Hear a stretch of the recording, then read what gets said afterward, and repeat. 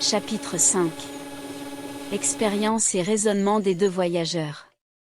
Microméga étendit la main tout doucement vers l'endroit où l'objet paraissait, et avançant deux doigts, et les retirant par la crainte de se tromper, puis les ouvrant et les serrant, il saisit fort adroitement le vaisseau qui portait ces messieurs, et le mit encore sur son ongle, sans le trop presser, de peur de l'écraser. « Voici un animal bien différent du premier, » dit le nain de Saturne.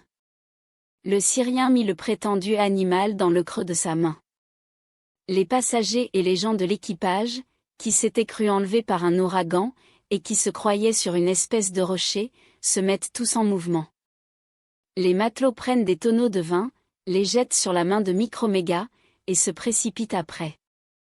Les géomètres prennent leur quart de cercle, leur secteur, deux filles laponnes, et descendent sur les doigts du Syrien. Ils en firent tant qu'il sentit enfin remuer quelque chose qui lui chatouillait les doigts. C'était un bâton ferré qu'on lui enfonçait d'un pied dans l'index. Il jugea, par ce picotement, qu'il était sorti quelque chose du petit animal qu'il tenait, mais il n'en soupçonna pas d'abord davantage. Le microscope, qui faisait à peine discerner une baleine et un vaisseau, n'avait point de prise sur un être aussi imperceptible que des hommes. Je ne prétends choquer ici la vanité de personne, mais je suis obligé de prier les importants de faire ici une petite remarque avec moi, c'est qu'en prenant la taille des hommes d'environ 5 pieds, nous ne faisons pas sur la terre une plus grande figure qu'en ferait sur une boule de 10 pieds de tour un animal qui aurait à peu près la 600 millième partie d'un pouce en hauteur.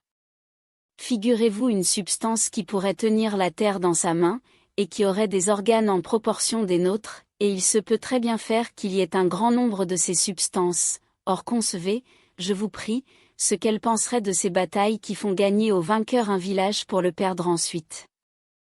Je ne doute pas que si quelque capitaine des grands grenadiers lit jamais cet ouvrage, il ne hausse de 2 grands pieds au moins les bonnets de sa troupe, mais je l'avertis qu'il aura beau faire, que lui et les siens ne seront jamais que des infiniment petits. Quelle adresse merveilleuse ne fallut-il donc pas à notre philosophe de Sirius pour apercevoir les atomes dont je viens de parler? Quand Leeuwenhoek et Hartsocker virent les premiers, ou crurent voir la graine dont nous sommes formés, ils ne firent pas à beaucoup près une si étonnante découverte. Quel plaisir sentit Microméga en voyant remuer ces petites machines, en examinant tous leurs tours, en les suivant dans toutes leurs opérations. Comme il s'écria! Comme il mit avec joie un de ses microscopes dans les mains de son compagnon de voyage. Je les vois, disaient-ils tous deux à la fois, ne les voyez-vous pas qui portent des fardeaux, qui se baissent, qui se relèvent. En parlant ainsi, les mains leur tremblaient, par le plaisir de voir des objets si nouveaux, et par la crainte de les perdre. Le Saturnien, passant d'un excès de défiance à un excès de crédulité, crut apercevoir qu'il travaillait à la propagation.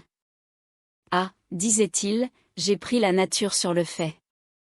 Mais il se trompait sur les apparences, ce qui n'arrive que trop, soit qu'on se serve ou non du microscope.